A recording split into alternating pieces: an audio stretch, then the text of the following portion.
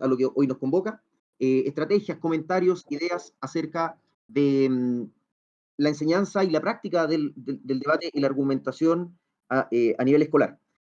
Eh, a ver, la experiencia la tienen las personas profesoras que están en esta sala, ¿no? Y y las personas que lo están experienciando son precisamente, se añaden a eso las personas estudiantes que están acá. Así que me parece que acá cada quien tiene una experiencia que contar, cada quien tiene estrategias también. Ojalá se vayan creando esas redes para que se comenten estas estrategias y se vayan transmitiendo. Como que Tonade se organiza una vez al año y entonces como que también aprovechemos de transmitir esto para las siguientes ediciones, como que si a usted le interesa compilar, escriba a las instancias de debate de universidades, de colegios, para que hayan espacios donde usted pueda exponer esas ideas. Esto que le y algunos dirán, oh, qué loco, es súper común en otros países. Acá lo tenemos que hacer, ¿ya? Así que, como que los torneos competitivos también podemos escribir y poner, oye, ¿sabes? Yo tengo un ensayo, alguna cosa que contar acerca de debate que me gustaría, listo, ¿vale? Y vamos como escuchándonos. Sobre esa idea es que surge lo que les quiero contar hoy día. Miren, eh, a nivel escolar existe una diversidad tremenda que es aún mayor que a nivel universitario, toda vez que a nivel universitario existe un filtro justo o injusto para ingresar. Entonces, en el colegio estamos libres de ese filtro aún. Y en ese sentido tenemos una diversidad que es incluso mayor, que es incluso mayor. Ahora, esto también depende del tipo de colegio en el que cada quien esté. Entonces, eso hace finalmente que la idea del debate sea sí o sí diversa, porque aún los colegios que no lo sean, cuando participan en debate, conocen a otros colegios que sí son diversos y esa mixtura hace que el debate tenga puntos de vista. Por eso es que de repente en debate un niño va a decir un argumento acerca de Katy Perry y otro niño te va a decir un argumento acerca de la teoría de la relatividad de Einstein porque la acaba de ver, no sé, una película, la leyó, porque esa diversidad en debate es inmensa, es inmensa. Entonces, como finalmente, como decir, oh, hablemos de estrategias en debate, ya supone un problema. Eso supone un problema. Ahora, reconociendo esa diversidad, podemos como avanzar un poco y decir, en esa diversidad hay características comunes igual. Tratemos de encontrarlas como para hacer un diagnóstico. Y lo que ocurre ahí es que, es que, es que uno trata de hacer un perfil. Suena soberbio, pero tratamos de hacer un perfil. Y yo creo que el mínimo sustrato de ese perfil es que son personas que disfrutan del lenguaje. Bueno, salvo que estés obligado porque te van a poner una nota y una serie de casos que voy a excluir de la argumentación que les estoy presentando ahora en mi caso, panel, ¿no? Entonces, me parece que son personas, ¿cierto?, que disfrutan del lenguaje. Y el lenguaje es establecer un correlato entre ideas y signos, cuya finalidad, ¿cierto?, es comunicarlo, ponerlo en común. Entonces, a mí me parece que los sujetos niños, profesores que estén como en esta charla, bueno, y también los profesores, los niños, de hecho, los sujetos niños con los que tenemos oportunidad de trabajar en debate, son individuos bastante particulares a hacer una relación entre idea y signo para ponerlo en común con los demás. A mí me parece extraordinario, me parece extraordinario.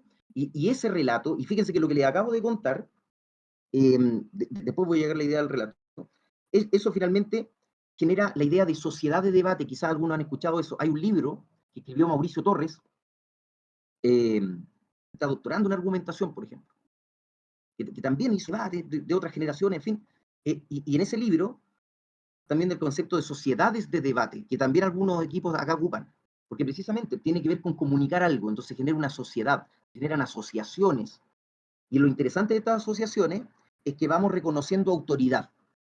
Entonces, las personas que van a dar las charlas, por ejemplo, la charla de Matías, las charlas de las personas que trabajan en adjudicación, las personas que están en equidad, las personas que están como en los distintos equipos, son personas que un grupo de otros debatientes han reconocido como autoridades, como que estas personas algo han hecho. ¿Ya? ¿Y qué han hecho? Esa autoridad según su trabajo. Según su trabajo. Entonces, son personas súper interesantes que yo recomiendo que pregunten por ahí, como que se conozcan si que pueden, porque son personitas que han ido a torneos internacionales, que se han conectado, y eso, como que se van a enterar que existe todo un mundo de debate, los que no lo saben todavía, que por ejemplo se hace los fines de semana, porque se juntan por Discord para escuchar temas que les interesan, conocen asociaciones de debate de otros países también por las plataformas. Entonces, como que se genera una comunidad de personas que están ejerciendo y ejercitando esto constantemente. Bienvenidos como a esa red, finalmente, que es lo que pretendemos se haga. ¿Por qué? Porque eh, el debate tiene varias características que son bien geniales. Yo creo que para no entrar en detalle, la mínima es que el que se pica pierde. Porque entendemos que si en el debate el que pierde el control porque está enojado, también perderá la razón, y se supone que el debate trata de ser un ejercicio racional, a diferencia del discurso público, que trata también de sumar elementos emocionales, ¿no? Entonces, pero bueno, todo esto que les acabo de contar, me salgo ahora de ese personaje y digo, es una narrativa. Lo que les acabo de contar es un relato acerca de cómo podemos ver una sociedad de debate escolar. Entonces, lo que yo tiene como el primer punto de lo que quiero contar y que ya conté finalmente, es que las personas que lideran sociedades de debate, les invito a crear una narrativa, un relato acerca del por qué estamos en esa sociedad de debate, que es como para pensar, para representar al colegio, para reivindicar determinados, no sé, para pensar acerca de determinados valores, por ejemplo, ¿no? Queremos tocar estos valores sobre la mesa, queremos escuchar qué piensa comunidad de personas que se dicen pensadores críticos acerca de estos temas. Ya está bien, estamos metidos en un formato, ya, pero sabemos que el torneo es limitado porque tiene formato y uno gana y otro pierde, pero el debate va más allá. Entonces ahí ustedes se van a enterar que hay colegios que hacen conversatorios, que hacen debates críticos, hay torneos, ¿cierto?, que están pensando en sumar a personas que son especialistas en el área para después del feedback. Eso no pasa en este torneo, por si acaso. Este torneo aplica las reglas del World School Debate Championship, que es un formato estandarizado y tiene los pros y los contras de lo estandarizado, ¿cierto? Que yo invito también a que lo veamos como un punto de partida. Y en tanto compartamos ese relato como comunidad, yo creo que el debate chileno se va a pegar un salto. Y ahí entonces, ¿por qué digo esto? Porque eso parte desde el colegio. Parte desde el colegio porque si te gusta el debate después en la universidad o vas a crear tu propia sociedad de debate, o si no estás en la universidad tendrás a alguien que esté por ahí, vas a tener un lugar donde debatir. Y si es que no hay un espacio, lo crearás, y si es que ya hay, vas a ser parte del equipo y nos vamos a ver en el mundial universitario. Y así sucesivamente. Bien, eso, para los que no sepan, hay mucha información acerca de cómo sigue el circuito. Es muy entretenido. Ya. Eh, Hay algunos asuntos que yo les que tengo preparados como en esta presentación, y es que esta slide generalmente me ha tocado presentarla cuando hablo con profesores. Y es que esta relación que los profesores manejan mejor de lo que yo puedo contar. Educar es finalmente educar implica un convinchere, vencer con el otro, como tomarlo, ¿cierto? Tomarlo y llevarlo a algo a través de preguntas, diremos algunos, ¿no? Y ahí reconocemos como esta mayéutica de este viejo Sócrates, ¿se acuerdan? Cuando, así como que hacía preguntas, hacía preguntas. Entonces, claro, ahí hay también una estrategia que aplicamos mucho en debate. Los profesores somos súper beneficiados en debate. Yo voy a hablar desde mi experiencia personal. Me encanta, y perdón los estudiantes con los que he tenido clases, pero me encanta sentarme a hacerle preguntas porque salen respuestas geniales, geniales. ¿Por qué? Porque el estudiante que estaba allá vio una serie de anime que yo no tenía idea y me sacó un argumento desde eso. Y me parece extraordinario. Entonces, básicamente, este de educar es argumentar, a mí me parece que ahí se da como el ideal de esta argumentación que va como para tantas partes, ¿no? Que de nuevo es como una sociedad. Ahora, igual tenemos problemas con el tema de la sociedad de la información. También como que vivimos bombardeados por esta información, información, información, y te puedo traer ahora mismo una información acerca de que los extraterrestres invadieron, no sé, Chimbarongo dice una tesis. No hablemos de las tesis. No hablemos de las tesis. Esos trabajos de los colegios. Dicho eso, entonces, tenemos mucha información. Y uno dice, bueno, entonces, si tenemos tanta información, ¿dónde se va a marcar la diferencia? La diferencia se va a marcar en cómo expliques racionalmente esa información. Y ahí entonces debate es súper importante. Ahí queda. Porque información tengo de todo. Hay gente que tiene información de que la Tierra es plana. Entonces, finalmente, expliquemos esa información y va a caer por su propio peso. Finalmente, esa es la confianza que tenemos. También es un relato medio racionalista, ¿no? Pero tenemos confianza en que por medio de la explicación racional encontraremos lo más persuasivo y eso nos va a acercar a la verdad. No la vamos a encontrar, y por eso es entretenido debate, porque finalmente el que gana, gana el debate, no más. Bien, dicho eso, acá tenemos que hacer como una distinción, ¿no?, entre la potestad y la autoridad. Y ocurre que debate, potestad. A mí me parece que las personas que están en debate no tienen que sacarse un 7. Tampoco están como pensando en ser castigados si no van a debate, sino que van porque algo les gusta. Entonces, descarto la potestad, que es la fuerza de castigar y ese tipo de cosas, sino que se refiere más bien a relaciones de autoridad. Admiro a mi compañero, que me parece genial lo que habla, y voy a debate. Me parece como genial lo que habla mi profesor, cómo ordena las ideas, cómo toma apuntes, voy a debate. Entonces, es como, son relaciones de autoridad recíproca. Ese relato también, porque yo no estoy diciendo que esto sea cierto, estoy diciendo que este relato me parece potente para formar debate. En fin, luego como, claro, como no tenemos potestad, no podemos coaccionar, sino que tratamos de demostrar las cosas. Y más encima los estudiantes que hacen debate son complicados. ¿Por qué? Y si no le hace un buen argumento, bueno, que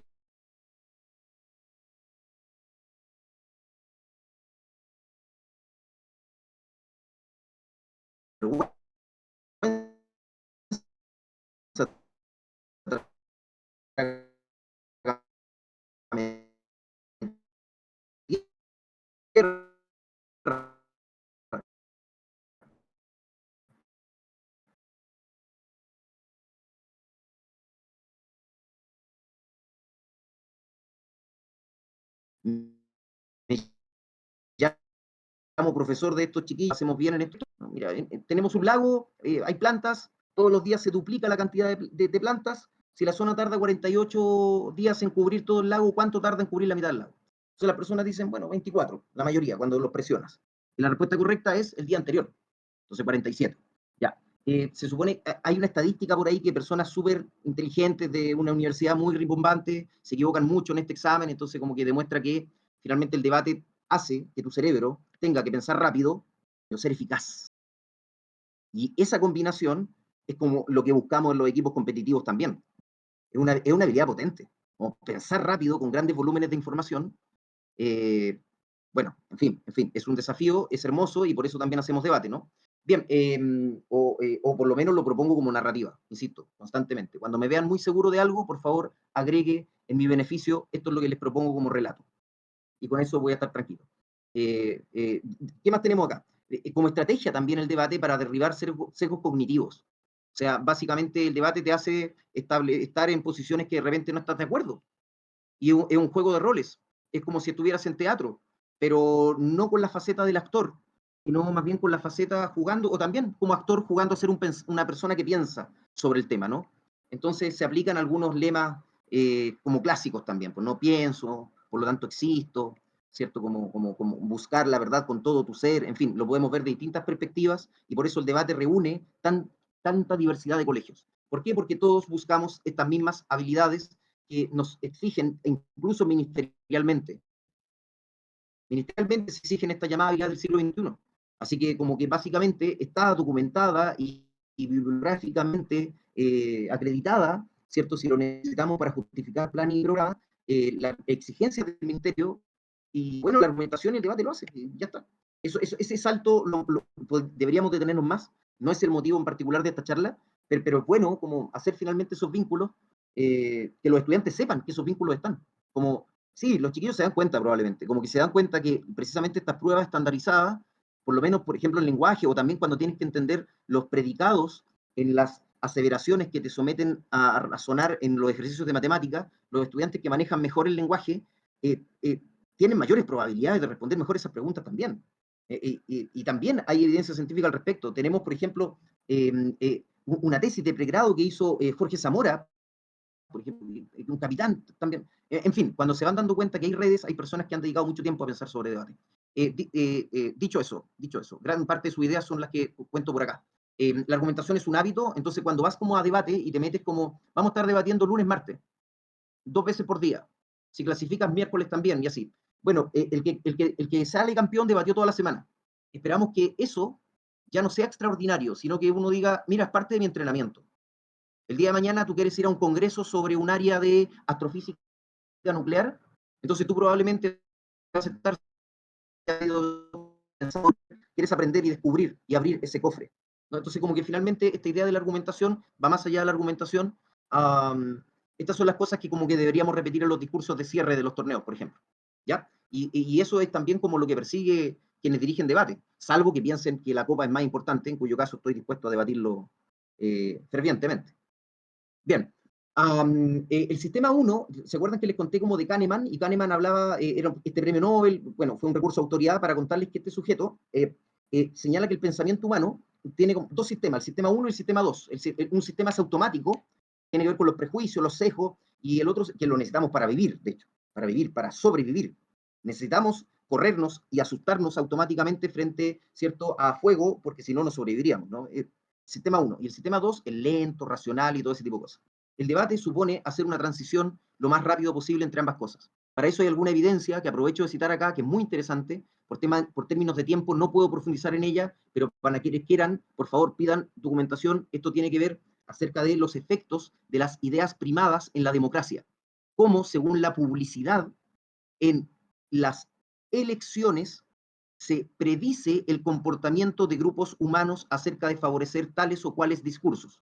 Esto ya está viejito, del año 2008, y es notable cómo sigue siendo absolutamente aplicable.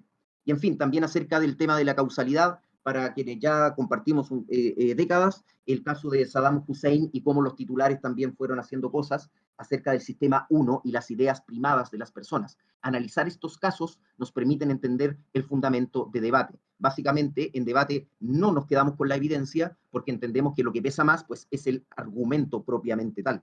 Por eso, en el formato World School, lo que te piden es contenido con un puntaje y también te piden, ¿cierto?, estrategia. El contenido no sirve de nada si no tiene una estrategia detrás para persuadir finalmente.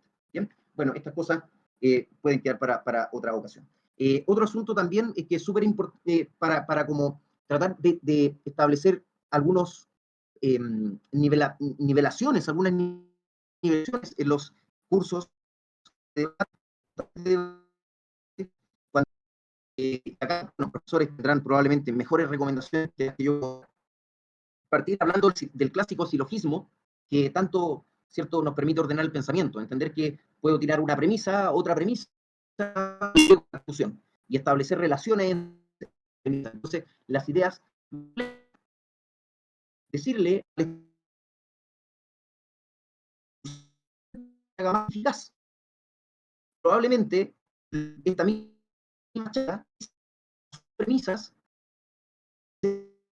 más sencilla de seguir, que sea muy creativo, si es que estudiamos mejor este tipo de cosas. Hay ciertos ejemplos por miles. Y esto permite entender algunos sesgos, porque cuando tú ves el argumento como premisa, premisa, conclusión, si yo visto las premisas, puedo llevarte a una conclusión que tú no esperas, ¿no? Ahí tenemos el maravilloso mundo de las falacias, que hace décadas atrás se hablaba de falacia en debate, actualmente no se ve. Sin embargo, sigue prevaleciendo la idea de que hay que denunciar lógicamente los argumentos. Tienes que decirlo, no sirve de nada decir falacia si no explicas por qué está mal el argumento del otro. Así que entender esos fallos lógicos nos llevan a pensar todo este tipo de cosas. En fin, y a entender sesgos, sesgos y sesgos también.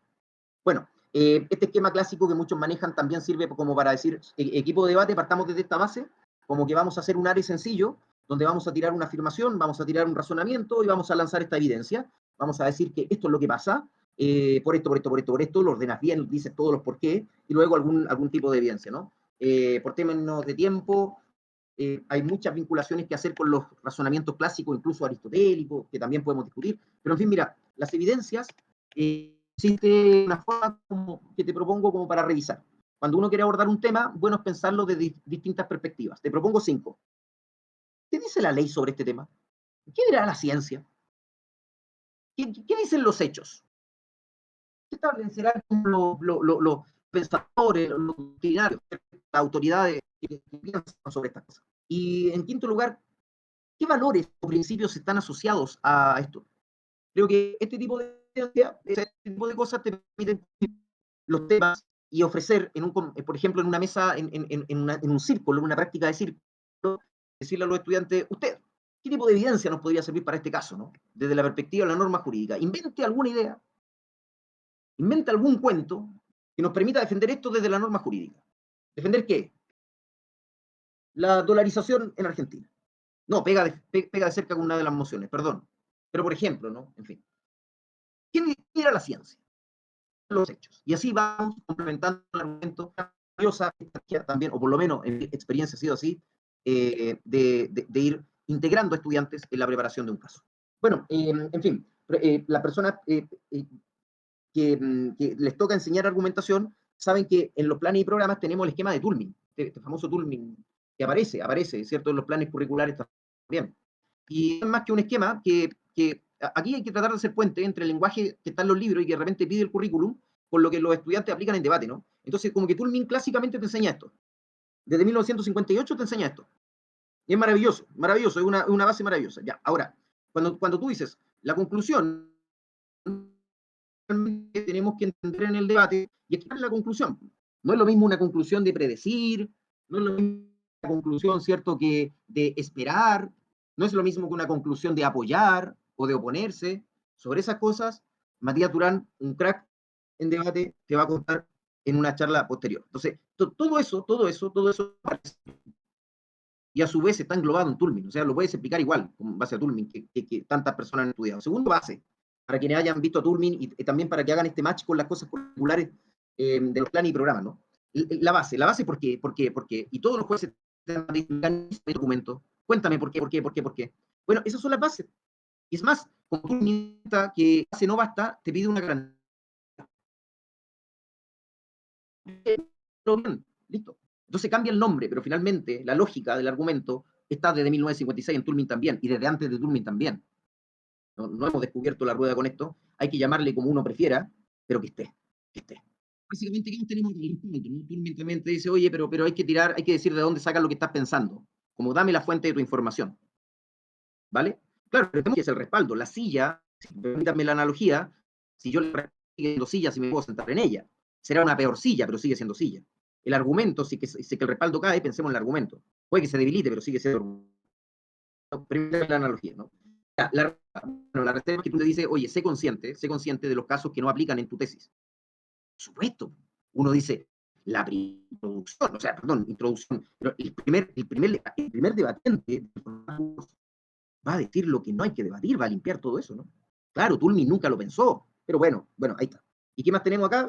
Como haciendo como un capítulo diciendo Tulmin con el debate World School, tendríamos que decir el calificador modal para Tulmin es como no te pases de la, no sobreimpactes, por favor. Así te van a decir hoy en día. Y Tulmin en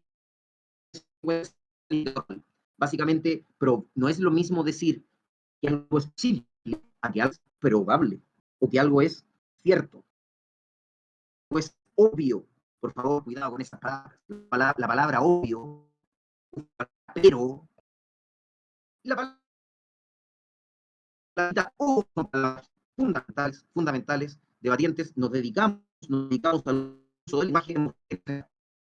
Tulmin 1970, ahora, ¿cierto? Precisamente como no sobreimpactes, como que mecaniza bien, etcétera, etcétera, etcétera. Bien, eso como para explicarte finalmente. Bueno, y tenemos como el otro esquema clásico que también aparece curricularmente la escuela holandesa, que se estudia, no sé, quizás no en pregrados, pero sí en posgrados en áreas de argumentación, también es completamente debate, está ahí, debate, está ahí.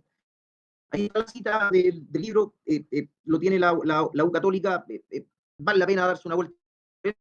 Básicamente te dice premisa implícita. Es lo mismo que el debatiente hace, como que en el punto de información, el debatiente trata de develar aquello que está escondido en el argumento que le están diciendo. ¿Para qué? Para después vincularlo, ¿cierto? Con su argumento, con su contraargumento. Es lo que te habla como de eso es el punto de información. Entonces, lo que finalmente les quiero contar es que, no sé, cuando Van Emmerenbijk te plantea la idea de las estructuras de argumentación, te dice, mira, las personas cuando tienen una argumentación múltiple, ¿qué te está diciendo? Te está diciendo que cada argumento, ¿cierto?, es independiente entre sí. Yo digo que algo es bueno por A, por B y por C. Y viene alguien y me dice, no, mira, algo. Bueno, yo te puedo decir, no me importa. Sí, es bueno por estos dos motivos, aunque me guste uno. Esa argumentación sería múltiple. Es ideal, pero no siempre se da. Porque más bien tenemos la argumentación completa, que uno dice, a mí me parece que esto es bueno, por uno, por dos, por tres. Vienes tú y me atacas el 2, demuestras que el 2 está mal, entonces finalmente yo digo, uff, quizás no es tan bueno. Cuando los argumentos están vinculados entre sí, de forma que atacándote a uno, dos, estamos frente a una argumentación opuesta. Cuando en cambio, si yo te ataco un argumento, tu conclusión sigue siendo igual de potente, bueno, estás frente a una argumentación múltiple y tendré que votártelos todos. Ya, esas cosas que a veces nuestro cerebro funciona así, con esas estructuras mentales que podemos luego hacer ¿cierto? Están también en este libro de Van Emeren. No es lo mismo, me parece a mí, leer a Van Emeren para quien hace debate que para quien no. No es lo mismo leer a Tulmin para quien hace debate que para quien no. Y es un agradecimiento que tenemos que hacerle a los estudiantes que son los que debaten. ¿ya? Y a los estudiantes invitarlos a que lean estas cositas que también son súper entretenidas y mucha más bibliografía también. Problemas. Problemas, el vuestro retórico. Básicamente como este problema como de identificar si, aquí hay un meme que yo podría, este meme de si es un buen argumento o solo suena bonito. Como tienes un meme con cara de sospecha. Eh, eso es un tema de reflexión, lo presento como problema porque es un tema que me encanta. Ya, bien.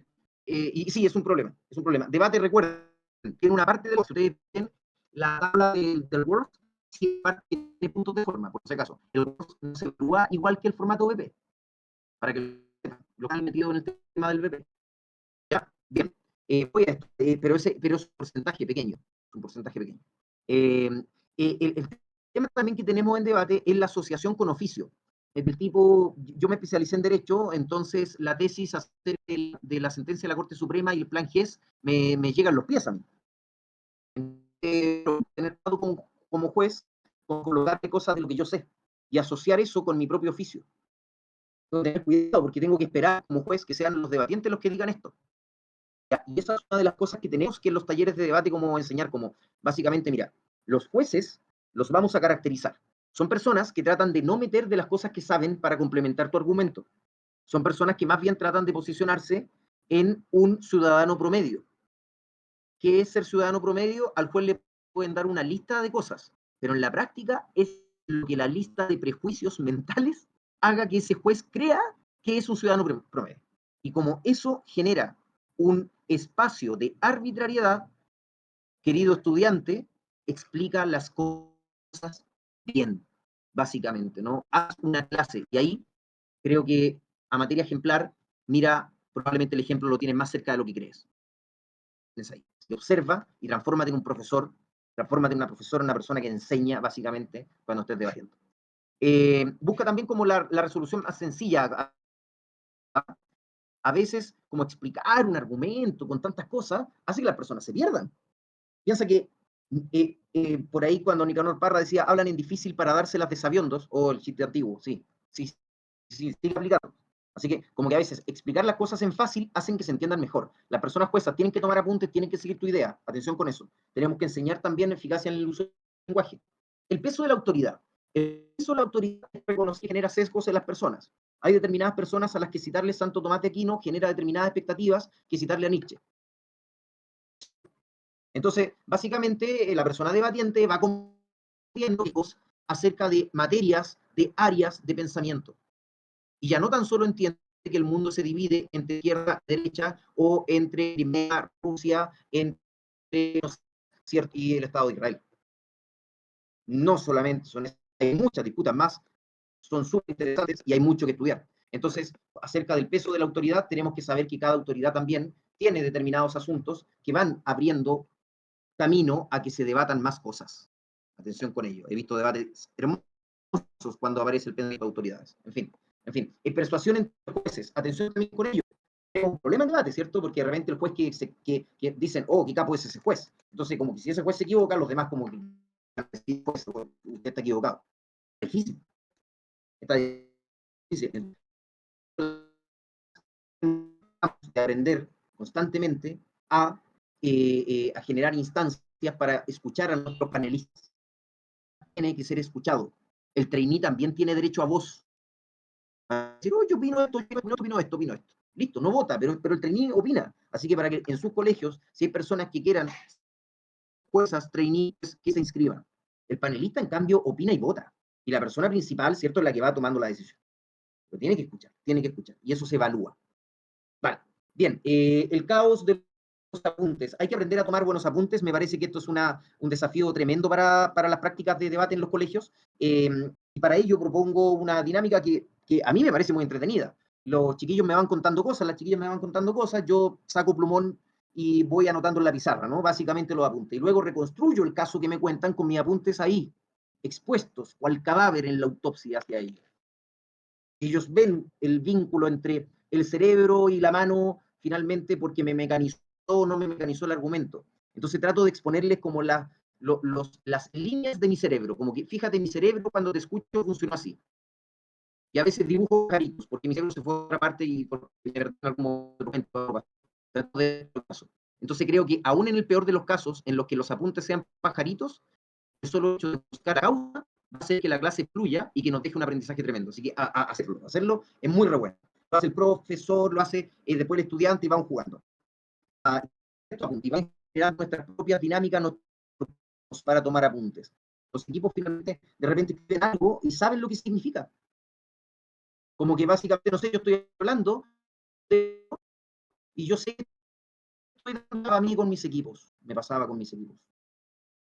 Me a nivel escolar, ¿no? Primero de gobierno, así que como primero de gobierno, pues yo voy a hacer la introducción, voy a definir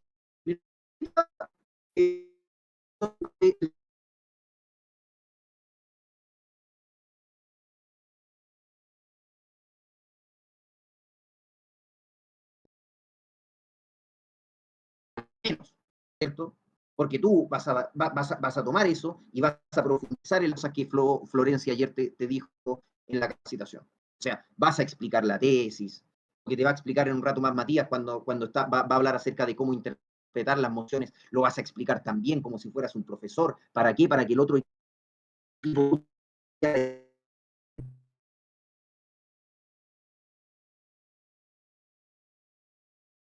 recta y vaya el debate surgiendo desde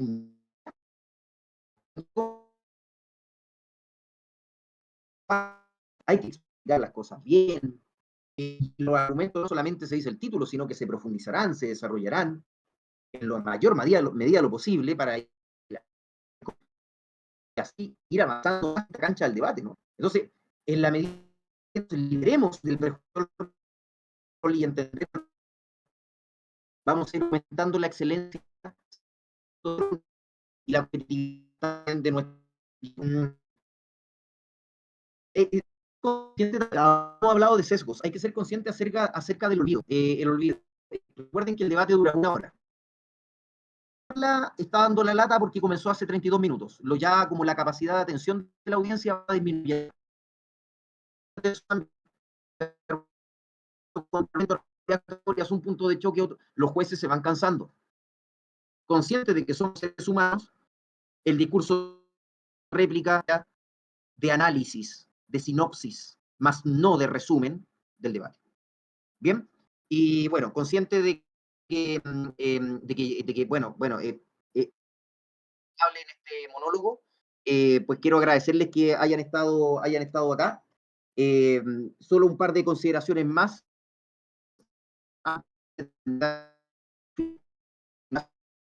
Se extienda a los 45 minutos, que parece ahí evidencia también que demuestra. Está difícil, los debatientes nos entrenamos en eso. Así que eso también es una ventaja. Aguántenme un poquito más. Contarles que una de las estrategias que para generar estas sociedades de debate precisamente conseguir la posibilidad de pasar por sala, yo creo que es muy motivador y quizá a ustedes también le identifica como escuchar que un compañero hace debate.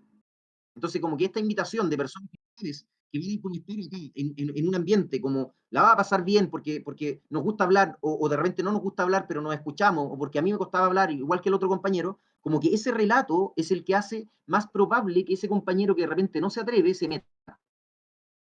Y el compañero